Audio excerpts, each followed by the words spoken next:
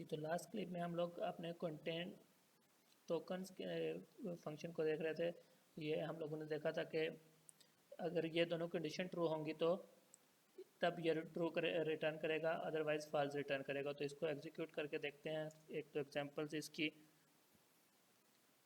Print के function को call करते हैं, इसके अंदर कंटेंट टोकन्स को कॉल किया हम लोगों ने, और यहाँ पर हम एक लिस्ट पास करते हैं 1 2 3।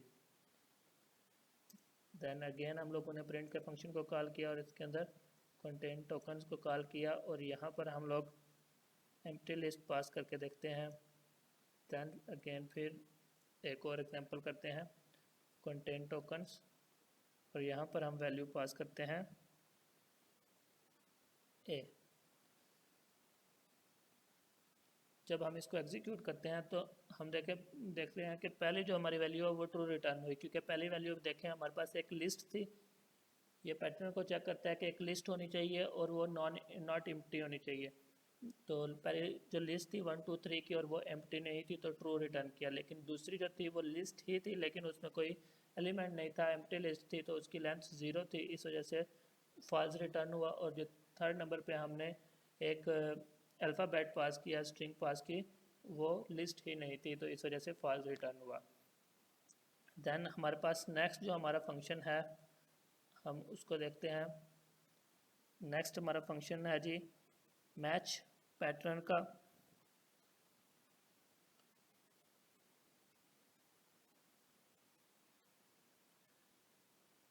जी, तो हमारा नेक्स्ट जो फंक्शन है वो मैच पैटर्न का फंक्शन है। मैच पैटर्न का फंक्शन क्या करता है, एक आर्गूमेंट ले रहा है पैटर्न और इनपुट, फिर बाइंडिंग्स एक सेट एज आर्गूमेंट ले रहा है, फिर बाइंडिंग्स पे एक कंडीशन अप्लाई हुई है, बाइंडिंग्स इज़ फॉल्स। अगर बाइंडिंग्स इज़ फॉल्स है तो रिटर्न फॉल्स करेगा। Bindings double equal to input है तो हमें रिटर्न बाइंडिंग कर देगा, और बाइंडिंग्स इक्वल टू बाइंडिंग्स और एम्प्टी सेट जो है ये है।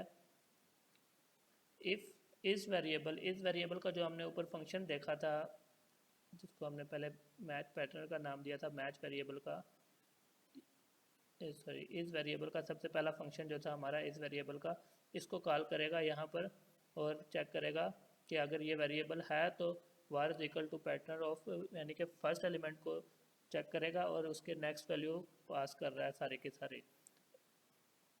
फिर रिकर्सिवली फिर इस फंक्शन को कॉल करेगा, रिटर्न मैच वेरिएबल को कॉल करेगा और var इनपुट और बाइंडिंग सेंड कर देगा। एल्स इफ में क्या काम कर रहा है जी, कंटेंट्स का टोकन्स को हमारे को चेक कर रहा है कि ये टोकन जो है ट्रू और फॉल्स, मतलब जो लिस्ट है हमारी वो एम्प्टी तो नहीं है और वो जो पैटर्न है वो लिस्ट ही है, तो ये यहाँ पर चेक कर रहा है और रिटर्न कर रहा है जी मैच पैटर्न को वो आगे रिकर्सिवली कॉल कर रहा है 1 से, फर्स्ट एलिमेंट को निकाल के आगे जो भी एलिमेंट है इसका उससे कॉल कर रहा है। और उसके अलावा इनपुट में भी इसी तरह से फर्स्ट एलिमेंट निकाल के नेक्स्ट सारे के सारे एलिमेंट्स पे मैच पैटर्न को दोबारा से कॉल किया जा रहा है। और जो हमारी बाइंडिंग्स है, बाइंडिंग्स में क्या वैल्यू स्टोर हो जाएगी, match pattern of 0 input of 0 जो है वो बाइंडिंग्स में स्टोर हो जाएंगी। और एल्स की कंडीशन में हमारे पास रिटर्न कर देगा फॉल्स। इफ़ इसके अगेंस्ट एल्स की कंडीशन हमारे पास फॉल्स आ जाएगी। तो इसको हम एग्जीक्यूट करके देखते हैं। इसको कॉल कराते हैं प्रिंट मैच पैटर्न को कॉल किया और फर्स्ट जो है हमारे पास आर्गूमेंट, उसमें हम लोग एक लिस्ट सेंड करते हैं, पैटर्नर्स की लिस्ट सेंड करते हैं। Question mark A question mark B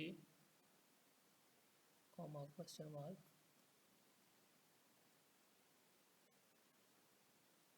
C. ये फर्स्ट आर्गूमेंट हमने सेंड किया। सेकंड आर्गूमेंट में हम वैल्यूज सेंड करते हैं जी, लिस्ट ही है ये भी, ए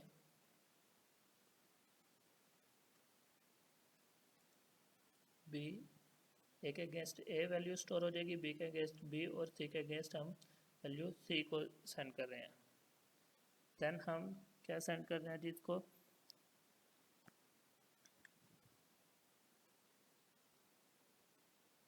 एक और लिस्ट, एक सेट सेंड करेंगे यहाँ पर, तो हमारे पास बाइंडिंग्स है, बाइंडिंग सेट सेंड कर रहे हैं।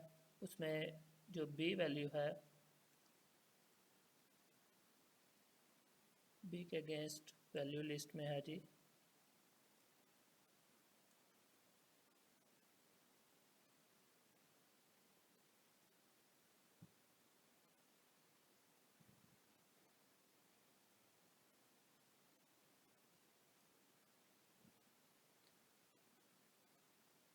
First value, then second value C के अगेंस्ट,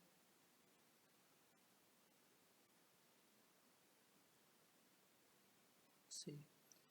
जब हम इसको कॉल करते हैं तो हम इसका रिजल्ट देखते हैं किस किस्म का रिजल्ट आता है हमारे पास। जब हमने इसको कॉल किया तो ये देखें, बी के अगेंस्ट हमारे पास बी वैल्यू है, सी के अगेंस्ट सी वैल्यू है, और ए के अगेंस्ट ए वैल्यू स्टोर हो गई है। क्योंकि हम लोगों ने ये दो वैल्यू पहले से ही स्टोर थी सेट में, और जो तीसरी वैल्यू है हमारे पास ए के अगेंस्ट ए है वो स्टोर हो गई है। और ये जो दो वैल्यू है ये चेंजिंग परफॉर्म नहीं हुई, कि जो हमारा मैच वेरिएबल का वो फंक्शन था उसके अगेंस्ट, तो चेंजिंग परफॉर्म नहीं हुई। और ए क्योंकि ए के अगेंस्ट कोई वैल्यू नहीं थी तो वो हमारे पास यहाँ पर स्टोर हो चुकी है। ठीक है, अब अगर हम कोई फंक्शन कॉल करते हैं तो इसी को दोबारा से अगर हम कॉल करें,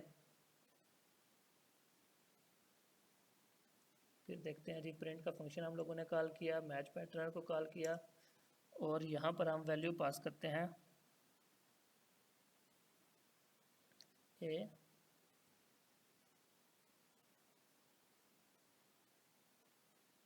बी और सी।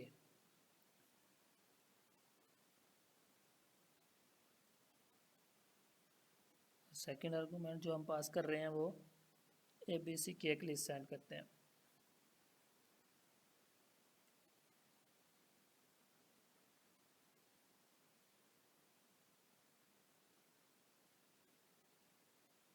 अब जब हम इसको कॉल करते हैं तो फिर देखते हैं हमारे पास क्या रिजल्ट आता है। हमारे पास एरर आया है।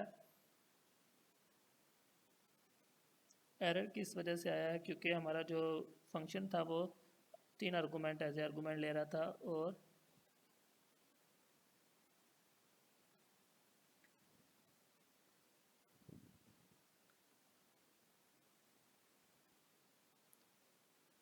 तो इसको हम देखते हैं जी, एरर क्या एरर आया हमारे पास।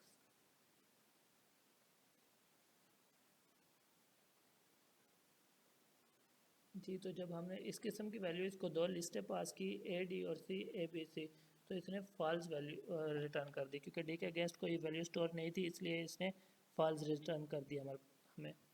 ठीक है, इस तरह से हमारा पैटर्न मैच का फंक्शन काम करता है। नेक्स्ट जो हमारा फंक्शन है वो हम देखते हैं। नेक्स्ट हमारे पास फंक्शन है replace function to be used in switch view point. Replace का एक फंक्शन है, उसको हम यहाँ पर नोट से कॉपी करते हैं और फिर उसकी एग्जीक्यूशन देखते हैं। जी, तो नेक्स्ट हमारे पास जो फंक्शन है वो रिप्लेस का फंक्शन है। रिप्लेस का फंक्शन क्या करता है कि वर्ड एज आर्गूमेंट लेता है और उसके अगेंस्ट रिप्लेसमेंट में एक लिस्ट, जो हम लोगों की लिस्ट होगी वो लेगा, और उस वर्ड को देखेगा उस लिस्ट में कि उसके रिप्लेसमेंट कौन सा वर्ड है, वो उसको हमें रिटर्न कर देगा। फॉर का लूप अप्लाई हुआ है old new in replacement. If word is equal to old, अगर वर्ड पहले से है ओल्ड में है तो रिटर्न न्यू कर देगा और रिटर्न वर्ड कर देगा। एल्स में, अदरवाइज एल्स में रिटर्न एंड पे आके ये रिटर्न वर्ड कर देगा। ये पूरे की पूरी रिप्लेसमेंट में चेक करेगा, जहाँ पर एग्जिस्ट करेगा हमें वो रिटर्न करेगा, और एंड पर वर्ड रिटर्न कर देगा। हम लोग क्या करते हैं, इसको कॉल कराने के लिए रिप्लेसमेंट बना लेते हैं। एक लिस्ट हम लोगों ने बनाई, उसमें सेट्स बनाए हैं आई और यू का, you I, me you, why you, my your, M R और आर एम के, ये सेट्स बना लिए हैं। और इसमें से जब हमने इसको कॉल किया प्रिंट की स्टेटमेंट्स के अगेंस्ट रिप्लेस आई और रिप्लेसमेंट सेंड किया इसको, तो आई के अगेंस्ट हमारे पास यू वैल्यू आनी चाहिए। तो जब हमने इसको कॉल किया तो हमारे पास जो वैल्यू आई है वो ये u वैल्यू हमारे पास आ गई है। ठीक है, तो नेक्स्ट जो हमारा फंक्शन है इसके बाद ये हमारा रिप्लेसमेंट का फंक्शन था सिंपल सा। नेक्स्ट स्विच व्यू पॉइंट का फंक्शन है जो कि वर्ड्स लेता है और रिप्लेसमेंट लिस्ट इसके अंदर इस फंक्शन के अंदर ही डिफाइन हुई हुई है। तो रिटर्न क्या करेगा, रिप्लेस को कॉल करेगा, रिप्लेस के फंक्शन को वर्ड और रिप्लेसमेंट के अगेंस्ट इस रिप्लेसमेंट को पास करेगा और जो भी रिज़ल्ट आएगा वो हमें इन सब के अगेंस्ट मल्टीपल, क्योंकि स्विचेस हैं तो मल्टीपल वैल्यूज़ के अगेंस्ट मल्टीपल वैल्यू हमें शो करा देगा। तो जब हमने इसको एग्जीक्यूट किया तो हमारे पास ये जो नीचे वाली लिस्ट जो आ रही है यू आई, क्योंकि आई के अगेंस्ट यू था, यू के अगेंस्ट आई था और मी के अगेंस्ट यू था, माई यूअर्स था और आर के अगेंस्ट एम था। तो इन वैल्यूज़ के अगेंस्ट जो जो वैल्यू हमारे पास स्टोर थी रिप्लेसमेंट में तो वो वैल्यूज़ हमें यहाँ पर शो होगी है। ये स्विच व्यू पॉइंट का फंक्शन ये काम कर रहा है क्योंकि ये मल्टीपल वर्ड्स ले रहा है और वो रिप्लेसमेंट का फंक्शन वो सिंगल वर्ड लेता है, उसको चेक करके हमें सेंड कर देता है रिप्लेसमेंट वर्ड और ये रिप्लेसमेंट में एक पूरी की पूरी लिस्ट हमें सेंड कर देता है। ये हमारे पैटर्न मैचिंग के कुछ फंक्शंस थे। इंशाल्लाह आप लोगों को समझ आए होंगे। अपना ख्याल रखिएगा। अल्लाह हाफिज़।